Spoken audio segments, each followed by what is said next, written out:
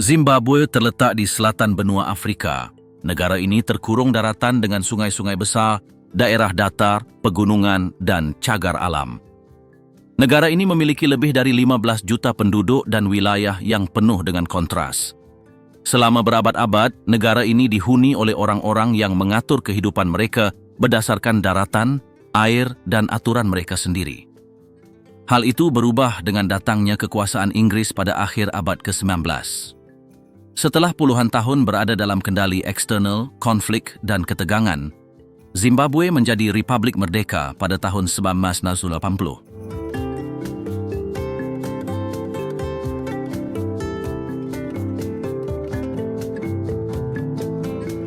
Sejak saat itu, negara ini telah melalui beberapa tahap yang ditandai oleh keputusan politik yang kuat dan perubahan ekonomi yang meninggalkan jejaknya di peta. Saat ini, wilayahnya menggabungkan pusat-pusat perkotaan, jalan yang belum diaspal, daerah pertanian, dan daerah-daerah di mana alam terus memaksakan ritmenya. Pembagian sejarah, bahasa, dan batas-batas internal tetap ada. Dari luar, gambarannya tampak jelas, namun memahami apa yang terjadi di dalam membutuhkan lebih dari sekadar melihat peta. Apa yang sebenarnya terjadi di negara seperti Zimbabwe saat hari dimulai. Selamat datang di Mundare. Saya akan menunjukkannya kepada Anda hari ini.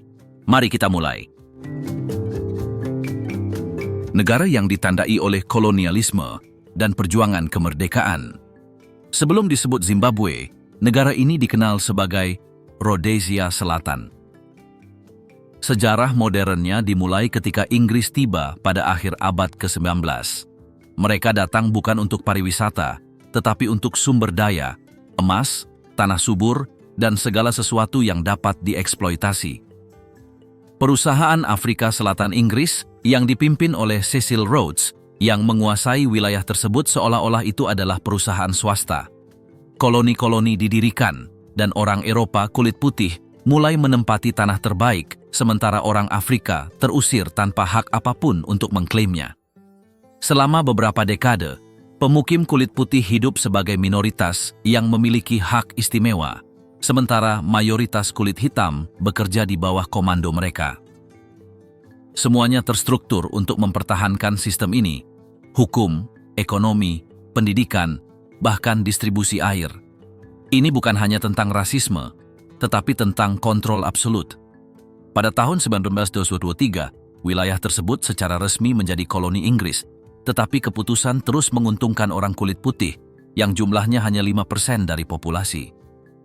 Titik balik terjadi pada tahun 1965 ketika pemerintah kolonial yang dipimpin oleh Ian Smith mendeklarasikan kemerdekaan sepihak dari Inggris. Hal ini bukan untuk membebaskan rakyat, tetapi untuk mencegah Inggris memaksakan pembentukan pemerintahan yang mayoritas penduduknya berkulit hitam. Maka lahirlah Rhodesia, semacam negara nakal yang tidak diakui oleh seluruh dunia. Komunitas internasional bereaksi dengan sanksi, tetapi rezim Smith bertahan selama bertahun-tahun, berkat dukungan tidak langsung dari negara-negara lain yang berusaha mengekang komunisme di Afrika. Sementara itu, gerakan pembebasan mulai terbentuk. Dua gerakan utama muncul: ZANU dengan mayoritas penduduk Shona dan ZAPU dengan basis penduduk Ndebele. Meskipun terkadang mereka memiliki perbedaan, keduanya berjuang untuk hal yang sama: mengakhiri kekuasaan kulit putih. Perjuangan itu tidak bersifat politis, melainkan bersenjata. Perang gerilya, serangan, sabotase, dan penindasan mewarnai kehidupan sehari-hari selama tahun 1970-an. Perang kemerdekaan berlangsung lama dan berdarah. Banyak pemuda kulit hitam berlatih di negara-negara tetangga seperti Mozambik dan Zambia. Mereka tinggal di kamp, belajar menggunakan senjata, dan kembali menyerang posisi pemerintah. Konflik semakin memanas. Desa-desa terpencil terjebak di antara gerilyawan dan tentara Smith yang menerapkan hukuman kolektif. Tidak ada yang aman. Pada tahun 1979, setelah bertahun-tahun mengalami tekanan dan kekerasan, tibalah saatnya untuk berunding. Pembicaraan di London, yang dikenal sebagai Konferensi Lancaster House, menghasilkan kesepakatan. Pemilihan umum yang demokratis akan diadakan, dan mayoritas kulit hitam akhirnya dapat memerintah. Pada tahun 1980, pemilihan umum terbuka pertama diadakan, dan Robert Mugabe, pemimpin ZANU, menang telak. Tahun itu, negara itu meninggalkan nama Rhodesia dan secara resmi mengadopsi nama Zimbabwe. Nama itu berasal dari reruntuhan Great Zimbabwe, kota batu kuno, yang telah menjadi simbol kekuasaan di masa lampau. Itu adalah cara untuk berhubungan kembali dengan akar Afrika dan meninggalkan warisan kolonial. Kemerdekaan dirayakan dengan euforia. Ada parade, lagu, dan suasana harapan. Untuk pertama kalinya, orang-orang biasa merasa memegang kendali atas takdir mereka. Pidato-pidato tersebut membahas tentang kesetaraan, pembangunan, dan rekonstruksi. Ada pula pembicaraan tentang rekonsiliasi dengan kaum minoritas kulit putih, meskipun banyak yang sudah mulai meninggalkan negara itu. Namun, luka kolonialisme tidak serta-merta sembuh. Negara itu mewarisi ekonomi yang tidak setara, lembaga-lembaga yang lemah, dan masyarakat yang terbagi berdasarkan etnis, bahasa, dan kelas. Meskipun Mugabe berbicara tentang persatuan, tanda-tanda pemusatan kekuasaan, penindasan terhadap para pembangkang, dan keputusan-keputusan otoriter yang tidak ada dalam rencana awal segera mulai terlihat. Terlepas dari semuanya, pada tahun-tahun pertama kemerdekaan itu, kemajuan telah dicapai dalam bidang kesehatan dan pendidikan. Sekolah-sekolah dan pusat-pusat medis dibangun, dan berbagai upaya dilakukan untuk mendistribusikan tanah dengan lebih baik. Akan tetapi, struktur-struktur yang diwarisi dari pemerintahan kolonial sulit dihancurkan, dan tekanan untuk hasil yang cepat mulai menimbulkan ketegangan internal. Masa lalu kolonial terus memengaruhi segalanya. Sistem peradilan, model-model ekonomi, bahkan batas-batas teritorial diwarisi dari keputusan-keputusan yang dibuat oleh Inggris. Banyak masalah saat ini bermula dari era itu. Pemusatan tanah, kurangnya industri nasional, ketergantungan pada ekspor, dan sekelompok kecil elit yang mempertahankan kekuasaan. Kehidupan sehari-hari di desa.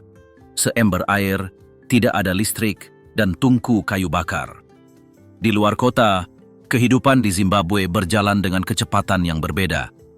Di daerah pedesaan, tidak ada gedung tinggi atau jalan beraspal.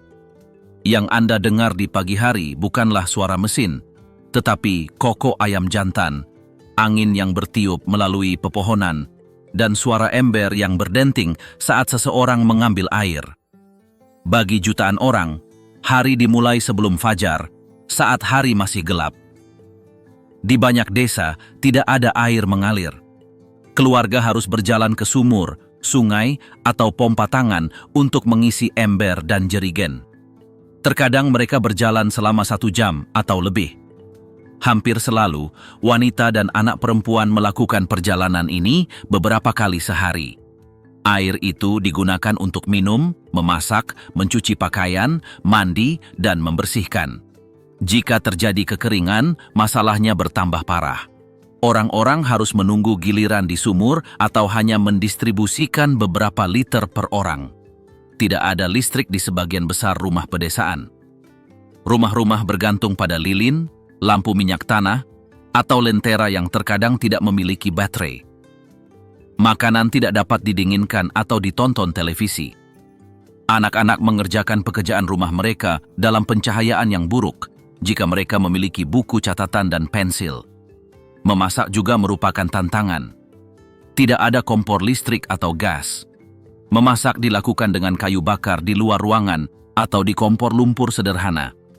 Mengumpulkan kayu bakar adalah tugas harian lainnya yang membutuhkan waktu dan tenaga. Rumah terbuat dari batako, bata, atau balok. Atap biasanya terbuat dari seng atau atap jerami.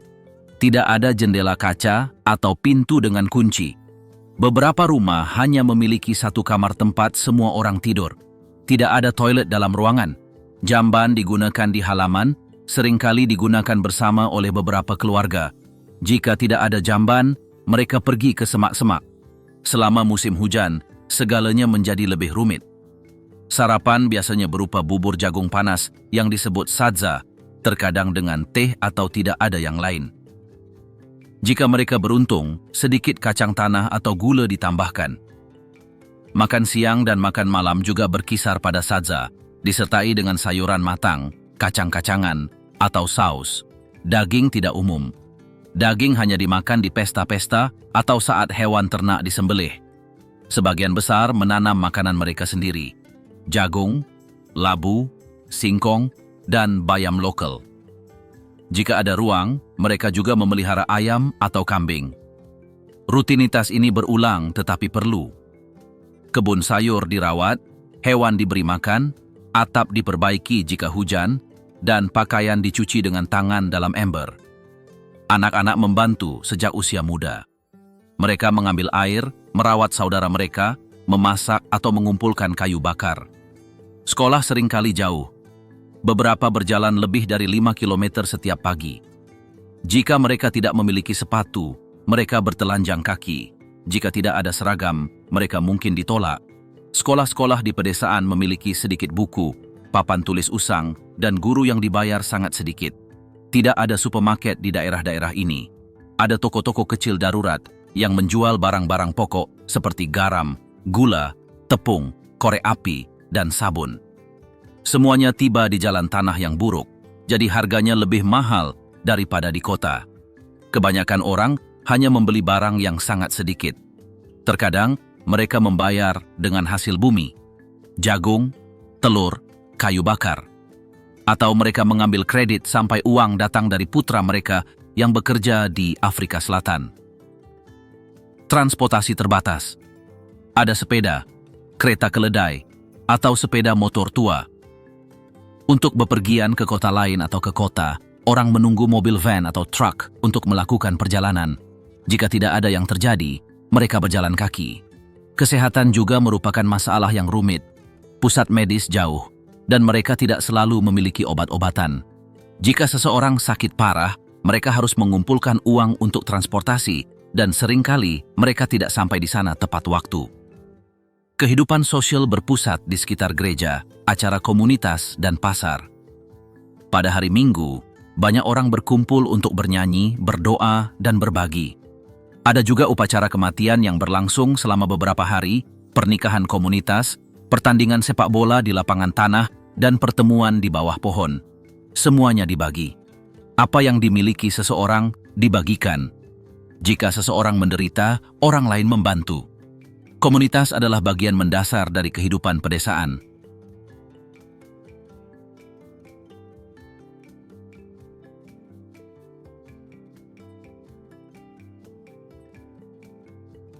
Harare dan Bulawayo, dua kota yang menunjukkan sisi negara yang berbeda. Harare dan Bulawayo adalah dua kota terbesar di Zimbabwe. Masing-masing memiliki kecepatan, masalah, dan cara tersendiri untuk menunjukkan apa yang dialami negara tersebut. Di daerah perkotaan ini, kehidupan sangat berbeda dengan kehidupan di kota-kota kecil. Ada lebih banyak pergerakan, lebih banyak perdagangan, lebih banyak mobil, tetapi juga lebih banyak kesenjangan, lebih banyak tekanan, dan lebih banyak kontras. Harare adalah ibu kotanya. Kota ini penuh dengan gedung-gedung tinggi, kantor-kantor pemerintah, jalan-jalan dengan lalu lintas padat, dan lingkungan yang memadukan area-area elegan dengan area-area lain yang kondisinya tidak menentu. Ada restoran-restoran modern, kedutaan besar, pusat perbelanjaan, tetapi juga jalan-jalan yang rusak, sampah yang menumpuk, dan pemadaman listrik yang terus-menerus. Menara-menara di pusat kota kontras dengan lingkungan pinggiran, di mana banyak rumah dibuat dengan bahan-bahan seadanya, dan tidak memiliki layanan dasar. Di pusat kota Harare, orang-orang bergerak cepat. Pedagang kaki lima memenuhi trotoar, menawarkan segala hal mulai dari buah hingga pengisi daya ponsel. Banyak yang bekerja secara informal, menjual makanan, mencuci mobil, atau mengangkut penumpang dengan kombis. Kombis adalah minibus pribadi yang beroperasi sebagai transportasi umum. Bus-bus itu berisik, sempit, dan penuh sesak sepanjang waktu. Bus-bus itu tidak memiliki jadwal tetap atau pemberhentian resmi.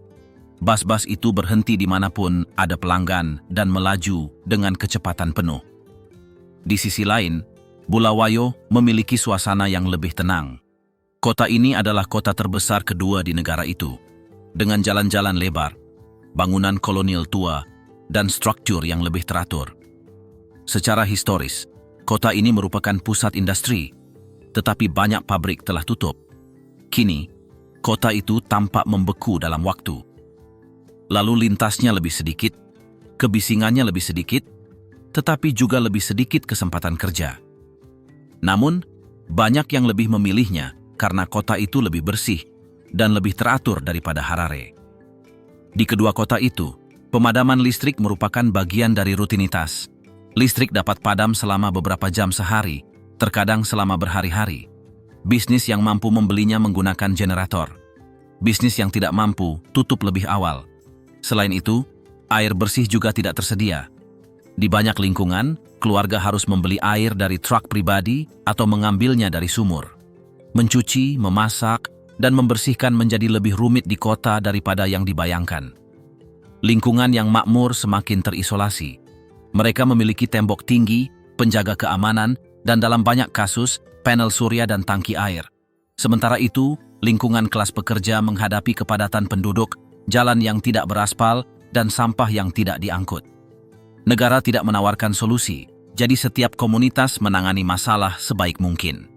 Mereka berorganisasi di antara tetangga untuk menambal lubang jalan, membersihkan saluran air, atau mengumpulkan sampah. Pekerjaan formal langka. Bisnis yang masih beroperasi tidak mempekerjakan banyak orang dan membayar sedikit. Sebagian besar orang bertahan hidup secara informal. Beberapa membuka kios kecil di rumah mereka, yang lain menjual barang di pasar atau di jalan. Ada juga yang bekerja di luar negeri dan mengirim uang pulang ke keluarga mereka. Tanpa kiriman uang ini, banyak rumah tangga tidak akan memiliki pendapatan. Sekolah perkotaan memiliki lebih banyak siswa per kelas daripada di pedesaan. Terkadang ada lebih dari 60 anak per kelas. Ada kekurangan meja, buku, dan bahan. Guru melakukan apa yang mereka bisa, tetapi banyak yang kehilangan motivasi karena gaji yang rendah. Di daerah-daerah terpinggirkan, beberapa anak tidak bersekolah karena tidak memiliki seragam atau karena harus membantu di rumah dengan berjualan di jalanan. Meski begitu, banyak yang bermimpi untuk belajar agar terbebas dari kemiskinan. Di kota-kota, ada juga waktu luang, meskipun terbatas. Anak-anak muda berkumpul di alun-alun, lapangan sepak bola, atau di bar-bar dengan alunan musik lokal. Mereka yang memiliki akses internet menghabiskan waktu berjam-jam di media sosial, meskipun koneksinya seringkali lambat dan mahal. Ada juga bioskop, tetapi kebanyakan tidak mampu membayar biaya masuk. Gereja memainkan peran penting sebagai tempat pertemuan dan memberikan dukungan emosional. Sistem kesehatan perkotaan juga dalam kondisi yang buruk. Rumah sakit umum penuh, kekurangan obat-obatan atau peralatan. Klinik swasta sangat mahal. Jika seseorang mengalami keadaan darurat, mereka harus terlebih dahulu mencari tahu bagaimana cara membayarnya. Akibatnya, banyak penyakit sederhana menjadi rumit. Beberapa orang meninggal karena kondisi yang dapat diobati, hanya karena mereka tidak mampu membayar pengobatan. Di Harare dan Bulawayo ada juga penindasan. Polisi memantau demonstrasi, mengendalikan pertemuan, dan menekan protes.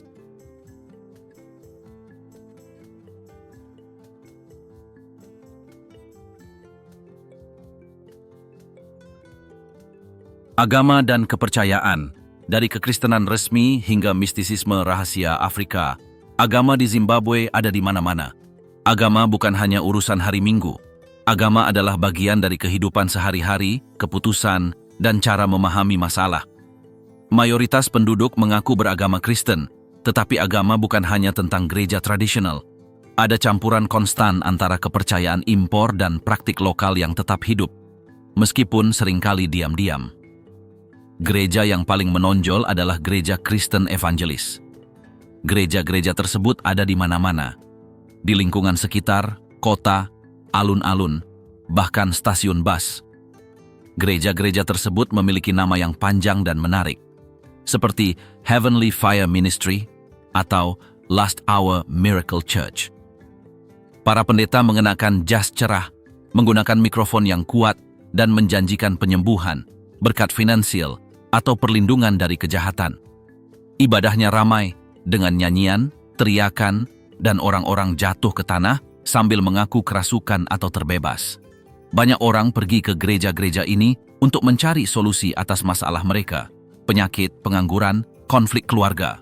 Mereka membayar persembahan, membeli air suci, minyak khusus, atau gelang yang konon melindungi mereka.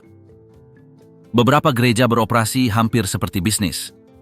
Mereka memiliki sistem penagihan pembayaran, periklanan, dan acara besar. Pendeta dipandang sebagai tokoh yang hampir sakral, dan beberapa hidup dalam kemewahan yang kontras dengan kemiskinan umat beriman mereka. Di samping gereja-gereja ini, gereja-gereja tradisional masih ada: Katolik, Anglikan, dan Metodis.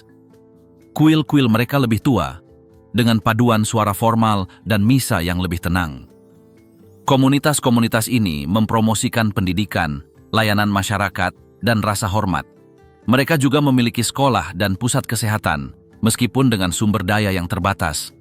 Bagi banyak orang, gereja-gereja ini mewakili stabilitas dan nilai-nilai keluarga. Namun, di balik semua struktur Kristen ini, kepercayaan tradisional Afrika tetap hidup. Kepercayaan tersebut tidak selalu disebutkan di depan umum, tetapi dipraktikkan. Banyak orang percaya pada roh leluhur mereka. Ketika seseorang sakit atau dalam kesulitan, beberapa orang tidak pergi ke rumah sakit terlebih dahulu, tetapi pergi ke Nanga, seorang tabib tradisional. Tokoh-tokoh ini bekerja dengan ramuan, ritual, dan penglihatan. Mereka berkonsultasi dengan orang mati, menafsirkan mimpi, dan menawarkan solusi spiritual. Nanga tidak tercantum dalam panduan medis, tetapi mereka dihormati. Bahkan beberapa politisi dan pengusaha mengunjungi mereka secara diam-diam. Mereka dipercaya mampu melindungi, membuka jalan, atau mengutuk musuh. Mereka menggunakan benda-benda seperti tengkorak hewan, akar, batu, dan tulang. Beberapa memiliki gua khusus atau hutan suci tempat mereka melakukan ritual. Meskipun pemerintah telah mencoba mengatur mereka, pengaruh mereka tetap utuh, terutama di daerah pedesaan. Di banyak keluarga, agama Kristen dan kepercayaan tradisional hidup berdampingan. Orang-orang menghadiri misa di pagi hari dan Nanga di sore hari. Mereka berdoa kepada Tuhan dan memberikan persembahan kepada leluhur. Ini tidak dilihat sebagai kontradiksi, tetapi sebagai bentuk perlindungan yang lengkap. Roh adalah bagian dari dunia. Mereka tidak dapat dilihat tetapi dapat dirasakan, dan jika mereka tersinggung, mereka dapat membawa masalah. Ada juga ritual khusus untuk waktu-waktu tertentu. Ketika seseorang meninggal, misalnya, sebuah upacara diadakan untuk membimbing roh mereka. Hewan dibunuh, lagu dinyanyikan, dan minuman dipersembahkan. Jika seseorang meninggal dalam keadaan yang tidak biasa, Nanga diajak berkonsultasi untuk menentukan apakah ada sihir yang terlibat. Dipercayai bahwa orang mati dapat berbicara melalui mimpi atau tanda-tanda. Oleh karena itu, makam dirawat dengan saksama dan sering dikunjungi. Ketakutan terhadap ilmu sihir masih ada. Ada beberapa kasus orang yang dituduh menggunakan kekuatan untuk menyakiti orang lain. Terkadang konflik keluarga dijelaskan sebagai kutukan. Di beberapa desa, mereka yang dituduh sebagai penyihir mungkin diusir atau diserang. Sengketa warisan, misalnya, sering berakhir dengan tuduhan spiritual. Dikatakan bahwa seseorang meninggal bukan karena penyakit, tetapi karena kekuatan tersembunyi yang dikirim oleh seorang kerabat. Beberapa ritual bersifat rahasia. Ritual tersebut tidak dibicarakan dengan orang luar atau dilakukan di depan umum. Ada praktik inisiasi, tarian malam, dan pertemuan di tempat-tempat tersembunyi. Beberapa hanya berpartisipasi jika diundang oleh anggota lama. Upacara-upacara ini menjaga tradisi tertua tetap hidup, tetapi juga menimbulkan rasa takut di antara mereka yang tidak memahaminya. Di kota-kota, kepercayaan juga bercampur. Beberapa anak muda menggunakan Alkitab di ponsel mereka sambil mengenakan jimat yang disembunyikan di pakaian mereka. Beberapa orang berkonsultasi dengan horoskop mereka dan kemudian berdoa.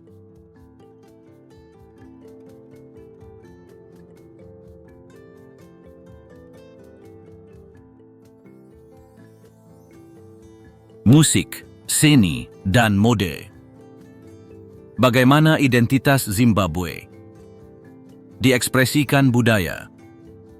Zimbabwe dapat dirasakan di jalanan, di rumah, dalam lagu, dan dalam pakaian. Meskipun negara ini menghadapi banyak tantangan, orang-orang menemukan cara untuk mengekspresikan diri, menceritakan kisah mereka, dan menjaga identitas mereka tetap hidup. Musik, seni, dan mode bukan sekadar hiburan. Semuanya merupakan bentuk perlawanan, kebanggaan, dan hubungan dengan akar seseorang. Musik merupakan bagian penting dari kehidupan sehari-hari. Baik di desa maupun di kota, Anda selalu dapat mendengar melodi. Melodi yang paling tradisional adalah yang dimainkan dengan embira, instrumen kuno yang terbuat dari lembaran logam yang dipasang pada kayu, yang menghasilkan suara yang memukau. Alat musik ini merupakan ciri khas kelompok etnis Shona dan digunakan baik dalam upacara keagamaan maupun perayaan. Lagu-lagu gembira bercerita tentang masa lalu, leluhur, tanah, dan siklus kehidupan. Ada pula jit, gaya musik yang cepat dan ceria yang dimainkan dengan gitar listrik, drum, dan gitar bass. Musik ini muncul pada tahun 1980-an dan menjadi populer di daerah perkotaan. Kelompok jit memeriahkan pesta, pernikahan, dan acara komunitas. Lirik mereka berbicara tentang cinta, pekerjaan, ketidakadilan, dan harapan. Tarian ini dilakukan dengan langkah cepat, putaran, dan gerakan kaki yang memancarkan energi. Genre populer lainnya adalah sungura, perpaduan musik Kongo, ritme lokal, dan suara modern. Ini sangat populer di kalangan orang dewasa. Lagu-lagunya biasanya berdurasi beberapa menit dan menceritakan kisah yang lengkap. Mereka berbicara tentang hubungan keluarga, pengkhianatan, dan kemiskinan, tetapi selalu dengan ritme yang mendorong gerakan. Dalam beberapa tahun terakhir, kaum muda telah menciptakan gaya mereka sendiri, Zim Dancehall. Ini adalah versi lokal dari dancehall Jamaika, dinyanyikan dalam bahasa Inggris, Shona, atau campuran keduanya. Ini direkam di studio rumah dan disiarkan di WhatsApp, radio komunitas, dan media sosial. Seniman Zim Dancehall dikenal karena pendekatan langsung mereka terhadap peristiwa terkini di negara ini, pengangguran, korupsi, cinta, seks, dan agama. Beberapa dari mereka menjadi sangat berpengaruh, meskipun mereka juga telah disensor karena lirik mereka yang kritis. Seni visual juga sangat hadir. Mural warna-warni yang menggambarkan pemandangan dari kehidupan sehari-hari, wajah tokoh sejarah, atau pesan sosial dapat dilihat di jalan-jalan Harare dan Bulawayo. Banyak seniman melukis dengan apapun yang mereka miliki. Kuas cat daur ulang, sisa cat, kayu tua. Ada juga pematung yang bekerja dengan batu serpentin, batu lokal yang memungkinkan mereka untuk mengukir figur yang detail. Patung-patung tersebut sering menggambarkan hewan, orang, atau simbol spiritual. Lukisan, topeng, figur ukiran, keramik berhias, dan tekstil dijual di pasar dan pameran. Semuanya buatan tangan. Tidak hanya untuk wisatawan. Penduduk setempat juga mengonsumsi seni ini. Mereka menggantungnya di rumah, memberikannya sebagai hadiah, atau memakainya di perayaan. Beberapa seniman berhasil mengekspor karya mereka, tetapi sebagian besar menjualnya dalam jumlah kecil untuk bertahan hidup. Mode Zimbabwe juga memiliki identitasnya sendiri. Meskipun banyak orang di kota-kota mengenakan pakaian bekas impor, ada juga gerakan desainer lokal yang memadukan gaya tradisional dengan potongan modern. Kain dengan warna cerah, cetakan geometris, dan pola Afrika dikenakan. Wanita memadukan rok panjang dengan blus modern, dan pria mengenakan kemeja dengan kain tradisional dan celana panjang. Pakaian seremonial dikenakan pada acara-acara khusus, seperti pernikahan atau pemakaman. Kain-kain tersebut seringkali dikoordinasikan di antara kelompok-kelompok keluarga dan menunjukkan persatuan. Ada juga pakaian yang mencerminkan suku, agama, atau daerah asal. Di gereja, misalnya, pakaian putih dengan pinggiran biru atau hijau dikenakan. Dan dalam ritual tradisional, kain khusus dikenakan tergantung pada acaranya. Gaya rambut juga merupakan bentuk ekspresi. Wanita mengenakan kepang yang rumit, ekstensi, turban, atau rambut alami. Setiap gaya mengomunikasikan sesuatu, status perkawinan, usia, acara, atau sekadar selera pribadi. Di kota-kota, banyak anak muda meniru gaya yang terlihat di internet, tetapi selalu dengan sentuhan mereka sendiri. Musik dan seni juga telah menjadi saluran untuk mengkritik kekuasaan tanpa terlibat langsung dalam politik. Beberapa artis menggunakan simbol, permainan kata, atau metafora untuk berbicara tentang peristiwa terkini tanpa mengambil terlalu banyak risiko. Musisi memasukkan frasa-frasa tersembunyi dalam lagu-lagu mereka yang dipahami semua orang, tetapi tidak dapat dengan mudah disensor. Ini adalah cara untuk mengatakan sesuatu tanpa mengatakannya. Meskipun kurangnya dukungan negara, budaya ini tetap hidup. Festival lokal, meskipun kecil, mempertemukan musisi, pelukis, penari, dan pengrajin.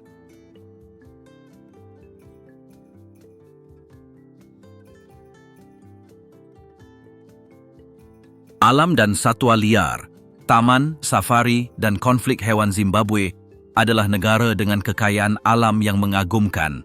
Meskipun banyak orang mengenalnya karena sejarah politik atau krisis ekonominya, ada sisi lain yang tidak semua orang lihat. Taman nasionalnya, satwa liarnya, dan keanekaragaman lanskapnya yang luar biasa.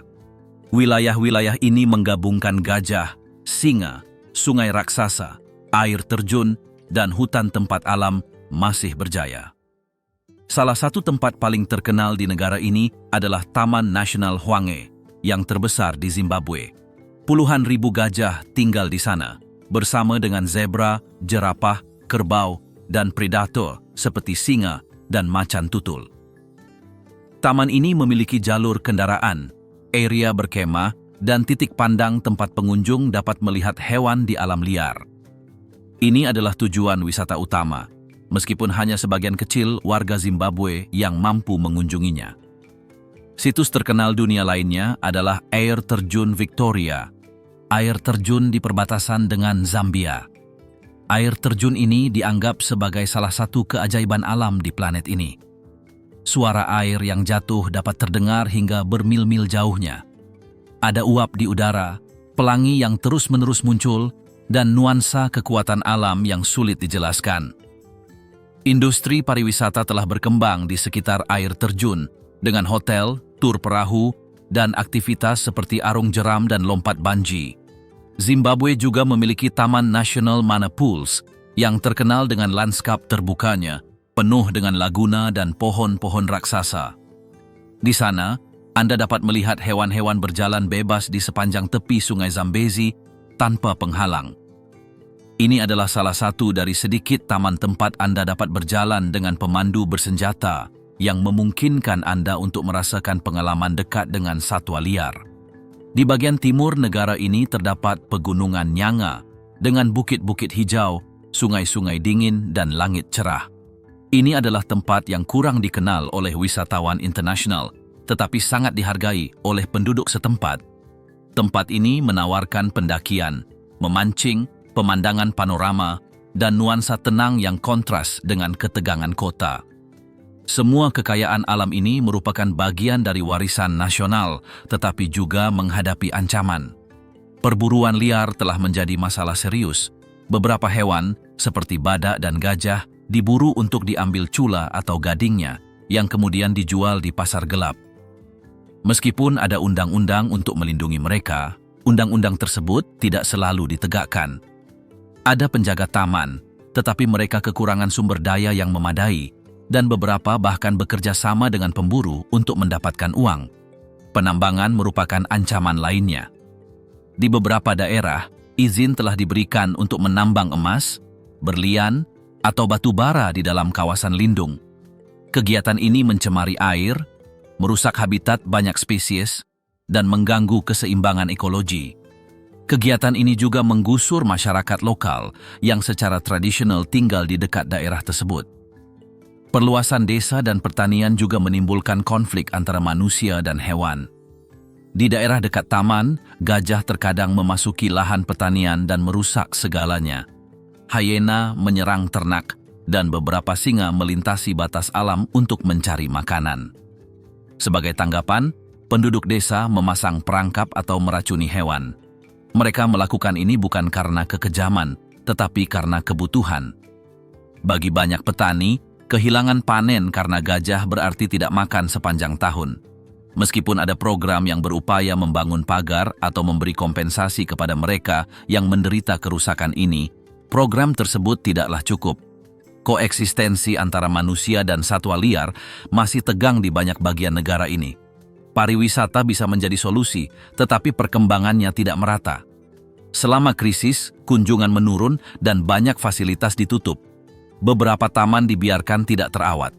Di taman lain, akses menjadi eksklusif bagi orang asing, dengan harga tinggi dan sedikit koneksi dengan masyarakat lokal.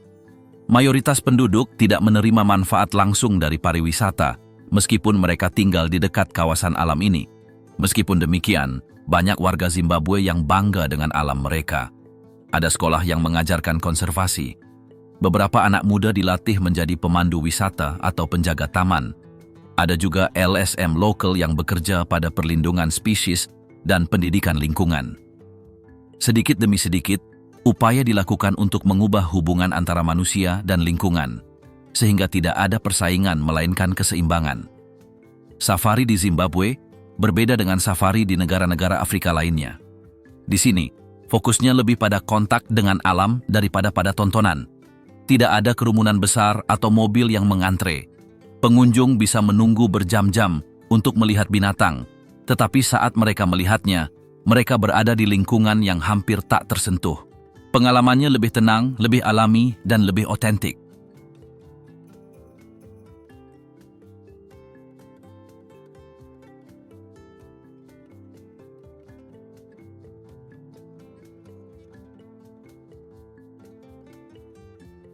Zimbabwe di dunia. Migrasi, remitansi, dan mimpi. Yang jauh dari rumah Zimbabwe tidak hanya berada di dalam perbatasannya. Negara ini juga dihuni oleh jutaan warga yang harus meninggalkan negaranya. Sebagian telah meninggalkan negaranya puluhan tahun lalu, sebagian lainnya baru kemarin. Kesamaan mereka adalah mereka meninggalkan segalanya untuk mencari sesuatu yang lebih baik. Migrasi, bagi banyak warga Zimbabwe, bukanlah pilihan, melainkan keharusan. Negara ini telah mengalami beberapa gelombang migrasi, tetapi yang terkuat dimulai pada akhir tahun 1990-an ketika ekonomi mulai runtuh. Pengangguran meningkat, layanan gagal, dan mata uang kehilangan nilainya. Orang-orang mulai melintasi perbatasan, pertama ke negara-negara tetangga seperti Afrika Selatan, Botswana, Zambia, atau Mozambik. Kemudian ke tujuan yang lebih jauh seperti Inggris, Australia, Kanada, atau Amerika Serikat. Bagi banyak orang, langkah pertama bersifat informal, menyeberang tanpa dokumen, mencari pekerjaan tanpa kontrak, tinggal di kamar bersama, mengirim uang tunai melalui kenalan.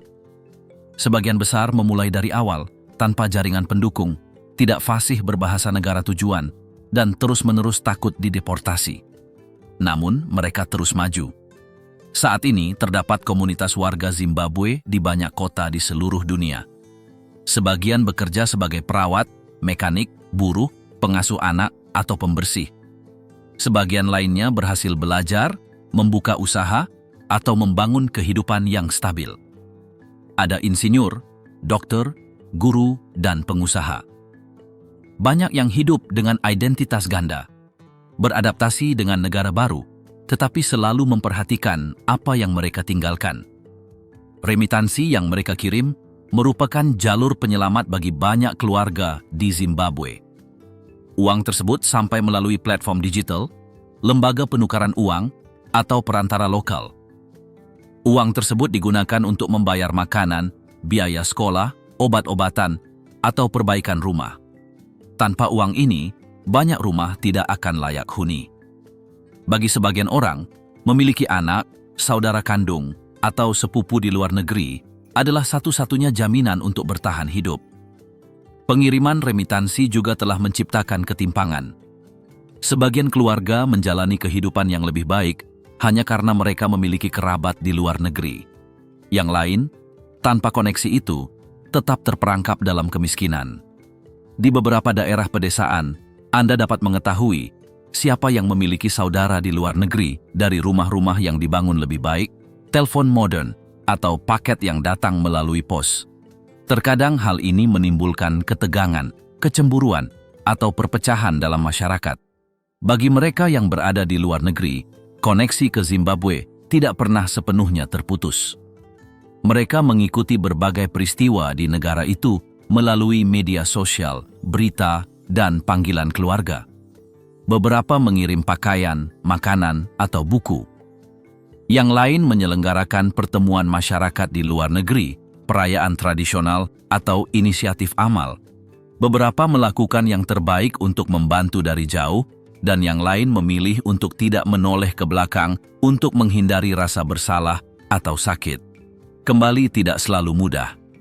Beberapa datang untuk liburan, keadaan darurat keluarga, atau rindu kampung halaman. Namun, tinggal secara permanen itu rumit. Negara itu terus menghadapi krisis. Tidak ada cukup pekerjaan formal, layanan tidak stabil, dan banyak yang takut bahwa setelah bertahun-tahun di luar negeri, mereka tidak akan tahu bagaimana memulai hidup baru.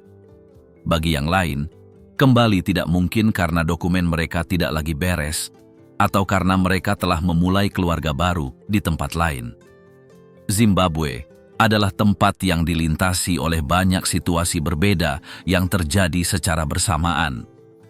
Masa lalu dengan para pemukim, perjuangan untuk memerintah diri sendiri, dan puluhan tahun di bawah kekuasaan yang kuat terus membebani setiap keputusan yang dibuat saat ini.